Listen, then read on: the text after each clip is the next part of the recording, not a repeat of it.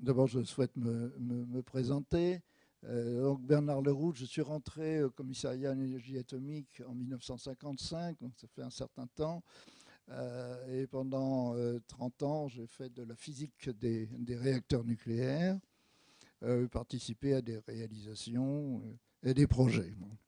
Et puis en 1980, j'ai changé d'activité au sein du CEA et je me suis intéressé aux questions de sûreté nucléaire. Donc, et je suis rentré à l'Institut de protection et de sûreté nucléaire qui, à l'époque, faisait partie du CEA. Et en 1990, après la chute du mur de Berlin, je me suis occupé de l'aide aux pays de l'Est en matière de sûreté nucléaire, dans un cadre franco-allemand avec un institut qui était l'homologue de l'IPSN, la Gesellschaft für Reaktorsicherheit. En 1986, j'étais donc à l'IPSN et j'ai suivi les événements de Tchernobyl sans y être personnellement impliqué. Mais j'ai conservé tous les documents et j'ai assisté à toutes les réunions de l'IPSN avec le professeur Pellerin notamment. Alors, j'étais à la retraite et ensuite, mais faisant toujours partie quand même de la Société française d'énergie nucléaire et en contact direct avec l'actualité. Et vers les années 2006, au moment où il y avait la plus grande controverse sur les cancers de la thyroïde en France, j'étais amené et voyant qu'il n'y avait aucun document qui racontait ce qui s'était vraiment passé, donc je me suis lancé dans l'écriture d'un livre et aidé de deux personnes. D'abord un spécialiste des effets des rayonnements, un radiobiologiste, le professeur Yvon Graal, qui était chef de service de médecine nucléaire à la Riboisière, et puis aussi avec Pierre Schmitt, qui avait dirigé la centrale de Creil-Malville, enfin Super Phoenix. Pourquoi lui? Parce qu'il avait vécu la contamination de la France et également la contestation qui était faite à ce moment-là. Alors on a revisionné ensemble des émissions de télévision, écouter les radios, on fait un script. Donc, ceci nous a conduit à écrire donc, un livre. Je dois dire qu'on a eu du mal à trouver un éditeur parce que c'était trop tard. Tchernobyl ne semblait plus intéresser grand monde. Enfin, l'Harmattan a bien voulu nous éditer. Et donc, on a fait un livre. Les faits, avec 3 parties, les faits, les controverses et les réflexions. Alors, Tchernobyl, qu'est-ce que c'est aujourd'hui pour les Français? D'abord, c'est un objet de plaisanterie sur le nuage qui n'a pas traversé la frontière. Ensuite, c'est des conséquences néfastes sur la santé des Français, dues à une sous-évaluation volontaire des services de l'État pour protéger nos agriculteurs, avant nos citoyens. Et le principal accusé était le professeur Pierre Pellerin. Et puis, troisième point, c'est une multitude de victimes. Alors là, selon les sources, ça varie presque d'un facteur 100. Dans l'ex-URSS, jusqu'à 1 million pour certaines sources. Là-dessus, Tchernobyl, qu'est-ce que c'est pour les spécialistes 26 ans après?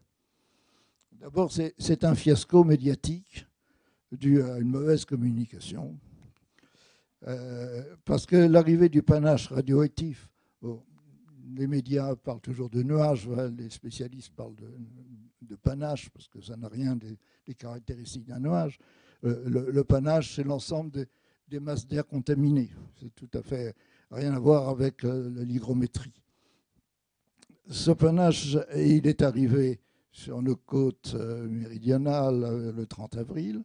Il a été annoncé par un communiqué d'abord de Monaco, dans le laboratoire de radioécologie de Monaco, dans l'après-midi.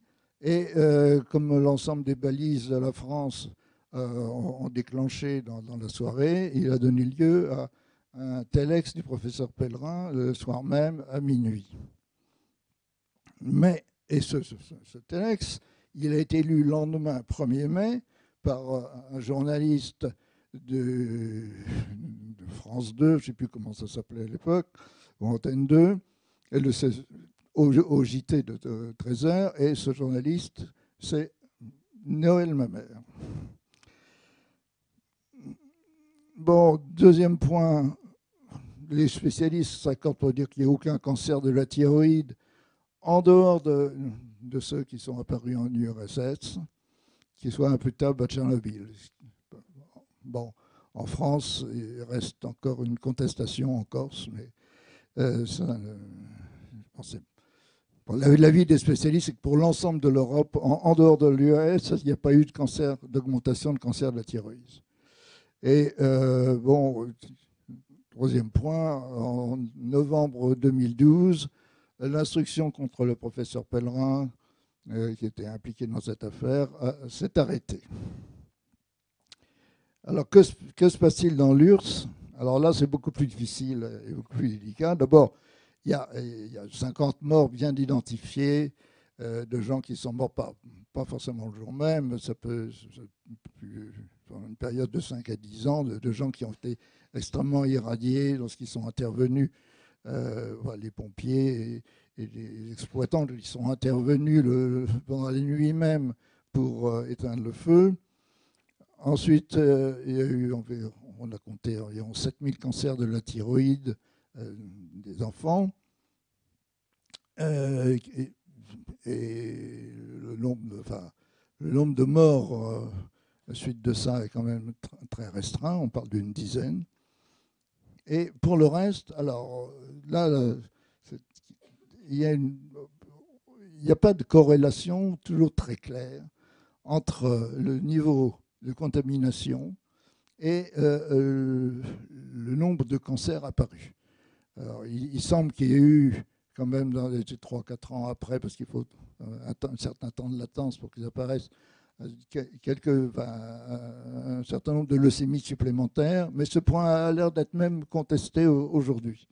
Mais ce qu'on constate, c'est qu'il y a une population considérable qui est effectivement malade, et pas malade forcément de cancer, mais malade de différentes maladies que l'on attribue au stress dû au transfert de population, et puis aussi à la consommation d'alcool qui a aussi augmenté. Il faut voir qu'un général soviétique avait déclaré que l'alcool était un bon antidote de l'effet des rayonnements. Et vous savez que Gorbatchev a lutté contre l'alcool, mais qu'il y a toujours un relâchement considérable. Donc, il y a sûrement des victimes de Tchernobyl. Certains considèrent qu'il y en a quelques milliers, 4000 peut-être, mais apparus au cours du temps, hein, sur 20 ans, 25 ans. En tout cas, ce qui est sûr, c'est qu'on n'a pas noté d'augmentation statistique de malformation d'enfants. On nous a montré au moment de Tchernobyl une photo représentant une dizaine de jeunes filles à qui il manquerait une main. Enfin, c'est complètement un trucage.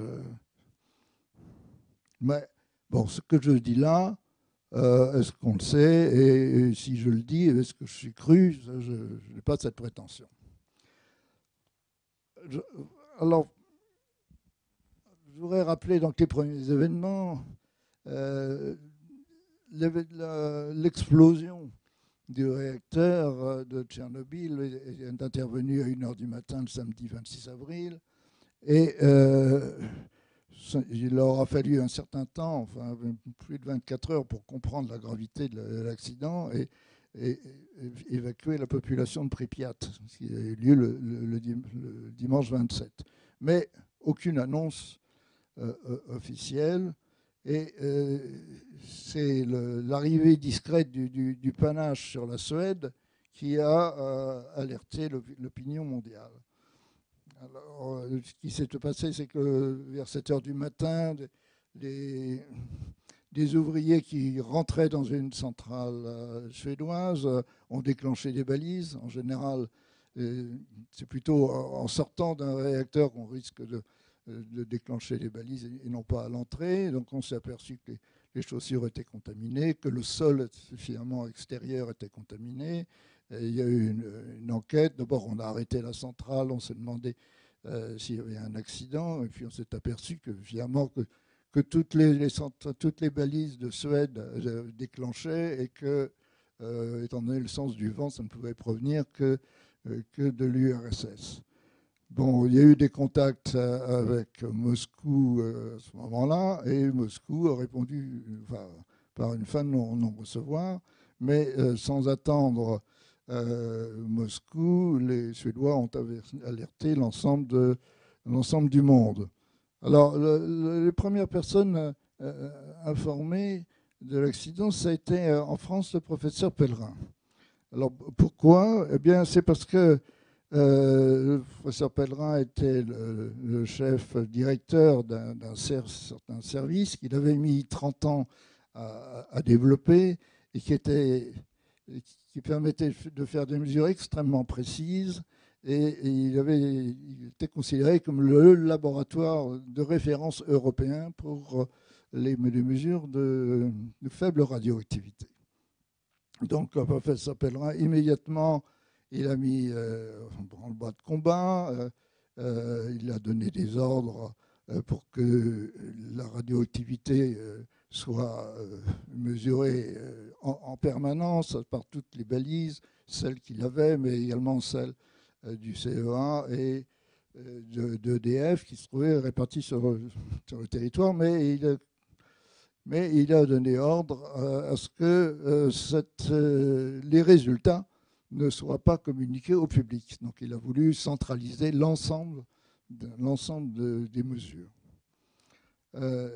Cette interdiction de communiquer directement a créé forcément un grand malaise parce que d'une part, il n'y a pas que le CEA et EDF qui peuvent faire des mesures d'activité et certains laboratoires du CNRS en ont fait. Mais c'était motus et bouche cousue parce que le professeur Pellerin voulait donc avoir une vue globale de tout ce qui se passait en France et se donner le rôle d'être le seul communicant finalement vis-à-vis à la fois des pouvoirs publics, bien sûr, mais également de l'opinion.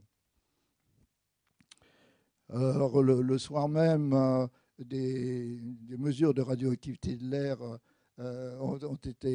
on a équipé des avions de ligne d'Air France de capteurs pour mesurer l'activité de l'air.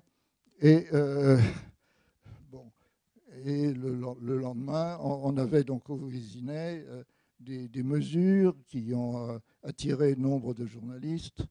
Et c'était un certain succès pour le professeur Pellerin, mais ces mesures brutes non interprétables, non interprétées, ont laissé sur leur faim l'ensemble des journalistes. Alors le soir du 28, quand même, l'agence TASS a annoncé l'existence d'un accident. Il a annoncé le lieu, mais d'ailleurs la centrale, le réacteur numéro 4 de la centrale de Tchernobyl, mais sans donner d'autres causes de l'accident. Et là, tout le monde a essayé d'imaginer ce qui avait pu se passer. Et ce qui s'était passé était tellement inimaginable. Il a fallu, pour le comprendre, que les Russes nous dévoilent 3 mois plus tard l'essentiel des événements. Et encore, ils n'ont pas tout dit 3 mois plus tard. Ce n'est qu'au bout de quelques années que l'on a compris ce qui s'était passé. Alors, le 29 avril, oui, donc le professeur Pellerin passe au journal télévisé, il fait état des contacts avec la Suède et il rassure tout de suite. Il dit que l'activité de l'air a déjà descendu et il minimise aussi, je crois, les conséquences locales en URSS. Et Noël Mamère, journaliste, dit que vu les conditions météo, le dégagement radioactif sous forme de nuages ne touchera pas la France. Au journal télévisé du même soir, à 20h, le professeur Chanteur, adjoint de professeur Pellerin, dit qu'on pourra certainement détecter dans quelques jours des particules radioactives, mais il n'y a aucun danger. Le soir même, les prévisions météo indiquent également qu'on a un anticyclone protecteur et sur le apparaît un écran stop. Et bon, on a accusé la météo d'avoir, enfin les annonces d'avoir été influencées.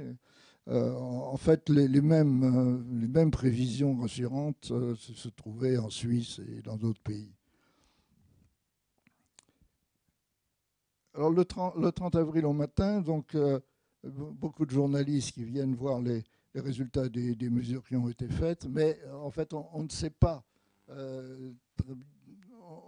les informer. Il faut voir que le professeur Pellerin, et comme tous les spécialistes, était en relation permanente avec les pouvoirs publics, avec les spécialistes étrangers, et ne considérait pas l'information comme une tâche prioritaire. Alors, à ce moment-là, on apprend aussi que c'est la panique en Europe du Nord. Les gens se précipitent dans les pharmacies pour acheter de l'iode à Copenhague. Et en Allemagne, il y a une épidémie d'avortement que les femmes provoquent par peur de faire un enfant anormal, ce qui est complètement stupide. Parce que les spécialistes savent très bien à partir de quelle dose de rayonnement il peut y avoir un risque pour l'embryon ou le fœtus, et on est un facteur 100 en dessous de ces niveaux-là. Alors, cet affolement que l'on voit dans les autres pays incite les pouvoirs publics français à rassurer, parce qu'on ne veut pas qu'une telle panique se passe en France. Alors c'est dans l'après-midi, donc comme je dis, du 30 avril, qu'on détecte la radioactivité de l'air, que les stations se déclenchent et que l'on fait un telex le soir même. Là, le telex est mal rédigé. Au lieu de dire qu'on constate qu'on constate une faible radioactivité de l'air, pour rassurer, on dit qu'on a observé une faible hausse de la radioactivité. Or, comme cette radioactivité en temps normal, elle est quasiment nulle, il suffit qu'elle soit mesurable pour que la hausse, en fait, soit considérable. Donc c'est une petite erreur qui n'a pas été tellement mise en évidence par la suite. Donc le 1er mai, tout le monde comprend que le nuage est passé sur la France. Non et en fait, il y a deux branches du panache qui arrivent quasiment en même temps, par le sud et également par l'est. Et donc le 1er mai, à 13h, Noël Mamère lit le telex de Pellerin. Alors la preuve que tout le monde comprend que le nuage est passé, c'est que la presse du 2 mai, le Figaro, son titre c'est « La France touchée à son tour », François, des nuages radioactifs au-dessus de nos têtes. Seulement, ce qui se passe, c'est que les jours suivants, la plupart des pays européens prennent des mesures de restriction sur certains aliments. Et en France, on considère qu'il n'y a pas de risque. Et donc, on n'en prend pas. Alors, c'est une époque où on s'aperçoit qu'il n'y a que les normes, il n'y a pas de normes de contamination des aliments qui soient acceptées. À ce moment-là, et depuis 1962, ce qu'on exige, c'est que les doses résultant de la contamination ne dépassent pas, par exemple, 5 millisieverts pour le corps entier ou 50 millisieverts sur sur la glande thyroïde ou d'autres organes. Mais ça, c'est très difficile de... ce qu'il faut, évidemment, c'est plutôt définir la radioactivité maximum des aliments, du lait en particulier, destiné aux enfants.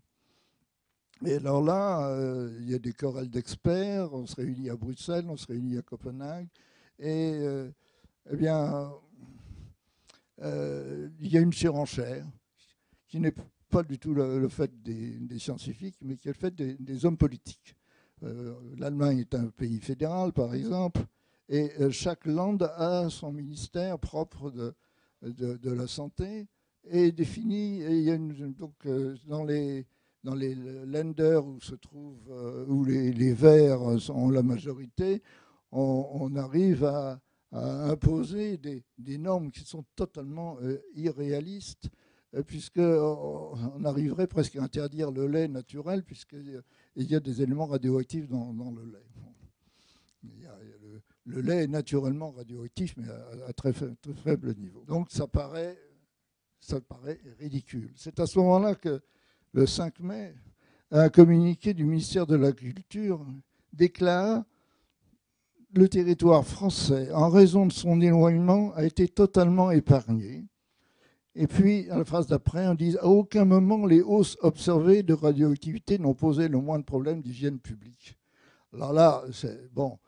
Si on a observé effectivement des hausses, ben, on ne peut pas dire que le territoire a été totalement épargné. Et c'est à partir de cette date-là qu'on commence à se gausser et à parler du nuage qui n'a pas traversé la frontière. C'est comme si, en fait, c'est comme si le nuage n'avait pas traversé la frontière.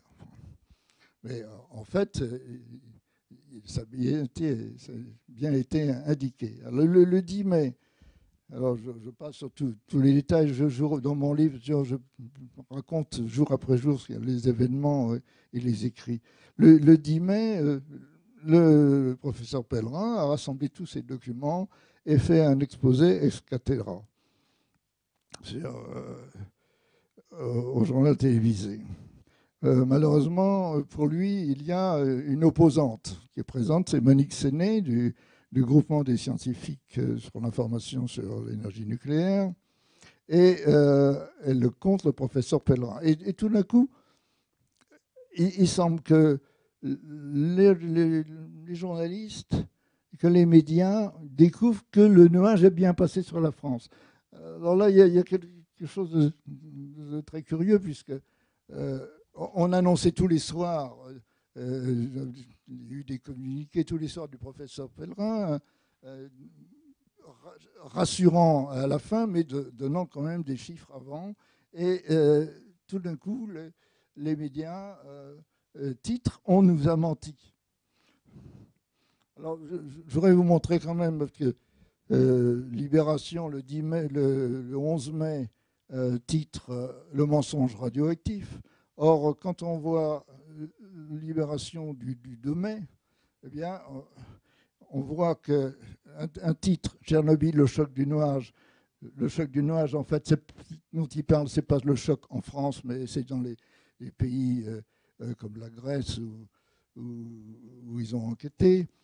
Mais ils annoncent bien, Pierre Pellerin, directeur du SCPRI, a annoncé que l'augmentation de radioactivité était enregistrée sur l'ensemble du territoire. Mais ça n'a... Bon, donc l'information, il y a une contradiction. Si on a bien enregistré un effet, c'est que le nuage était bien annoncé, bien arrivé. Alors, qu'est-ce qui s'est passé? Alors, bon, il y a pas de chance, le 1er mai tombe un jeudi, et donc, vous savez que quand il y a un pont de 4 jours à cette période de l'année, tout le monde cherche à partir. Eh bien, le professeur Pellerin, il s'est retrouvé avec plus personne dans les ministères. Et il a envoyé des téléx au ministère de la Santé. N'ayant pas de réponse, il se déplace, il frappe à la porte.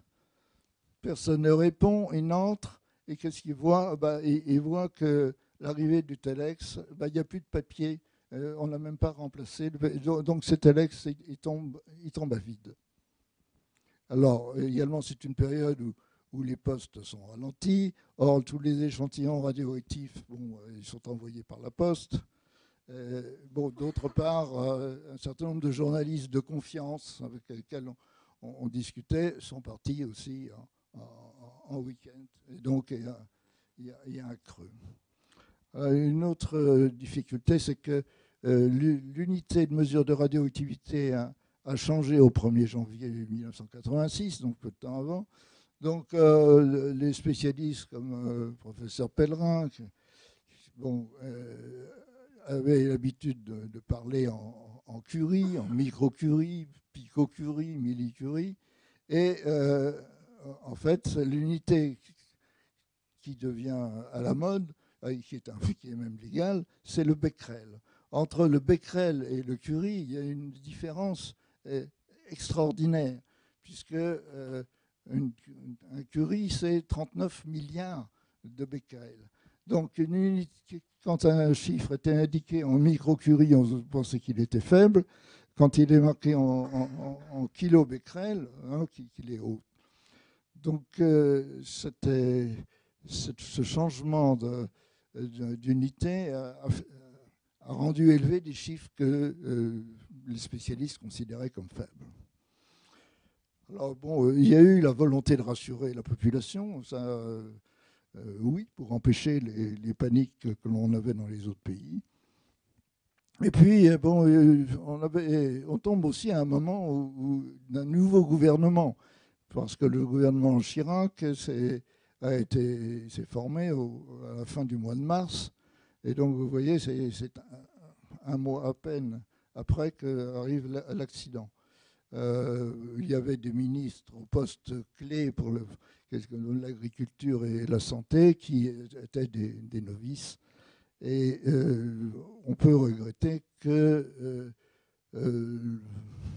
Jacques Chirac, chef de gouvernement, n'ait pas pris les choses en main. Bon. Si vous lisez par exemple le verbatim de Jacques Attali,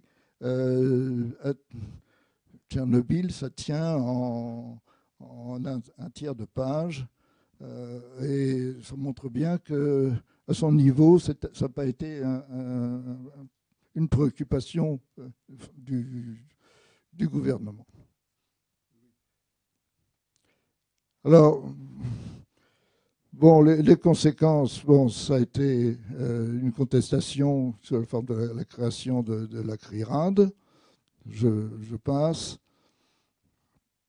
Et la contestation, en fait, elle a repris plusieurs années après, lorsqu'on s'est aperçu que des cancers de la thyroïde apparaissaient en URSS. C'est 4 à 5 ans après qu'ils sont apparus, et on s'est posé la question, naturellement, tous ceux qui étaient malades de la thyroïde se sont dit, mais si je suis malade, c'est sans doute parce qu'on n'a pas pris de précautions en France. Alors, ceci conduit, donc, je passe rapidement à une première plainte pour empoisonnement au 1er mars 2001.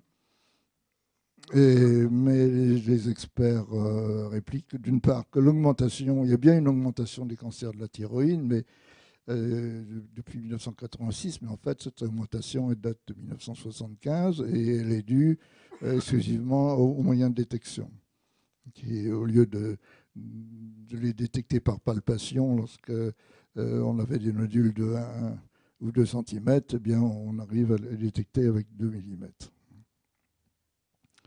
Donc, et puis d'autre part, le point le plus important, c'est ces cancers de la thyroïde, ils sont apparus en URSS pour les enfants, et d'autant plus violents que les enfants étaient jeunes, y compris dans le ventre de leur mère.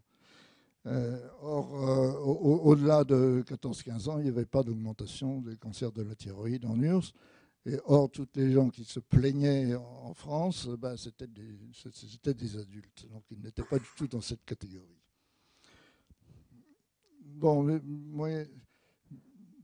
Oui, en 2002, Bernard Kouchner, qui était ministre de la Santé, demande à un professeur Ringot, qui est à la fois un physicien et un cancérologue, de présider un groupe de travail pour faire la lumière sur les cartes de contamination de la France et des risques sanitaires. Il demande un résultat dans les 6 mois. En fait, toutes les associations qui devaient être associées au travail du professeur Anglot se sont défilées. Et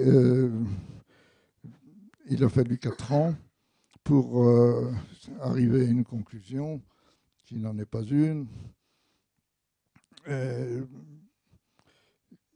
n'est qu'en 2006 que le conseil scientifique de l'IRSN et le professeur Arrigo, séparément, remettent leur rapport pour dire que, bon, on n'a effectivement aucune raison de penser à des cancers de thyroïde supplémentaires. Alors, les conséquences, bon, des conséquences de l'accident de Tchernobyl, bon, naturellement, comme dans tous les domaines techniques, les grands accidents sont générateurs de progrès. Ça avait été le cas de Three Mile Island en 1979, avant d'être celui de Tchernobyl. Alors, quelles sont les conséquences? D'abord, on a eu l'idée d'améliorer la conception des réacteurs. C'est de là qu'est né le projet de l'EPR, European Power Reactor. Pourquoi? Parce qu'il a été conçu dès les années de 1990 par les Allemands et les Français pour se mettre d'accord sur les mêmes normes de sûreté. Ensuite, un autre fait, ça a été que sur les réacteurs EDF existants, on a installé des filtres grossiers pour retenir de façon statique au moins 90% des émissions accidentelles qui pourraient se produire. Ça fut une exigence du professeur Pellerin. Si les Japonais avaient installé des recombineurs d'hydrogène et de tels filtres, leurs 3 réacteurs seraient foutus sans doute, mais les émissions auraient été diminuées de 90% et ça changerait certainement la donne. Bon,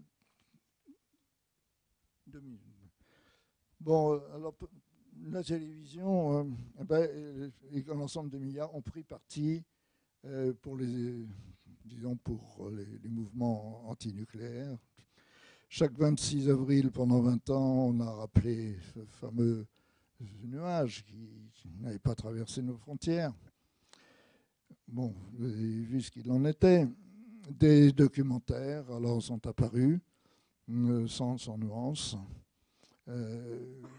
Mais bon, des documentaires qui ne sont suivis d'aucune possibilité pour les experts de donner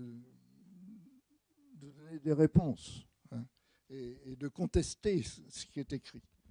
Alors c'est ainsi que Autopsie d'un nuage a déclenché une action conjointe de 7 sociétés savantes qui ont été reçues par le directeur de France Télévisions, qui nous a dit j'y peux rien, proposez-nous un autre documentaire. Et malheureusement, ces sociétés savantes sont incapables de le faire. En 2005, sur TF1, il y a eu 60 images qui ont marqué les Français. Alors on fait état de 65 000 morts en URSS. Quand on demande quelles sont les sources, on ne vous répond pas. En 2001, sur la 5, il y a un parallèle trompeur entre Hiroshima et Tchernobyl. Bon, estimé à l'effet de 500 bombes d'Hiroshima. Tout ça, ce sont des annonces qui donnent des idées fausses. Pour ça, ce matin, j'ai réagi en me disant il y a 2 choses. Il y a le nucléaire militaire et il y a le nucléaire civil, mais on ne peut pas faire de règle de 3 entre les deux. En 2006, il y a un très beau documentaire, oui, 95 minutes, qui a failli être primé, mais bon, qui allie le vrai et le faux. On fait des reconstitutions et en fait, ce sont pas des reconstitutions. Enfin, on fait des reconstitutions sans le dire. Bon. Et puis, bon, ces hommes sacrifiés, alors ce qu'on voit sur Internet, c'est ça, ces hommes sacrifiés sur l'autel des chaudrons du diable, qui ont sauvé le monde d'une seconde explosion 15 fois supérieure à celle d'Hiroshima et qui aurait dévasté la moitié de l'Europe. Quand on voit des annonces de ce genre-là, qui n'ont aucune... Alors, je conclus pour parler du malaise des experts, hein, qui ont l'habitude de discuter entre eux de façon constructive. Par exemple, actuellement, une grande controverse scientifique, c'est l'effet des faibles doses. Bon. Mais en général, devant les médias, on les oppose à des soi-disant experts dans un esprit destructif. Hein. André Oringo me disait qu'il avait discuté une trentaine de fois avec Michel Rivasi ou Roland Desbordes, bon, qui ne sont pas des médecins, bon, et qu'à chaque fois, bon, le public changeait, mais rien de... On n'avançait pas, on n'avançait pas. Et les professionnels, ils ont d'autres choses à faire que de discuter de façon vaine avec des personnes qui ne sont pas du tout de l'ordre profane. Alors l'indépendance des experts est mise en cause parce qu'ils se parlent, les experts sont considérés comme complices. Bon, les responsables de la radioprotection du CEA et d'EDF doivent-ils n'avoir aucun contact avec les chercheurs en radiobiologie? Bon, on les blâmerait si c'était le cas. Je prends l'exemple du professeur Tubiana, bon, qui a présidé durant 1 an la Société française d'énergie nucléaire et qui, de ce seul fait, n'est plus jugé crédible. Et donc, il y a un malaise.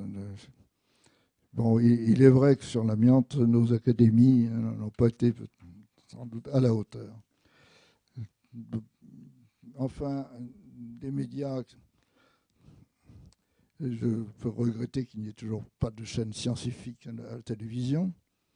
La science est le parent pauvre de l'information. Et la télévision peut dire ce qu'elle veut, il n'y a pas de contre-pouvoir. Moi, je dois saluer BFM TV qui, lorsqu'il y a un événement important, il passe le temps nécessaire. En général, on n'a droit qu'à des informations qui sont soit très très courtes sur les journaux télévisés, soit font l'objet de documentaires sans aucun contrôle des personnes compétentes. Alors, faut-il avoir peur d'eux? Bon, les experts sont malheureux car ils n'ont pas la parole, sauf aujourd'hui. Et je vous remercie de nous avoir invités. Il faut informer dans les moments où il ne se passe rien, mais à ce moment-là, les gens ne s'y intéressent pas. Et quand il y a une crise, eh bien, on voit toutes les difficultés qu'il y a à faire de l'information. Voilà, excusez-moi d'avoir été aussi long. Merci.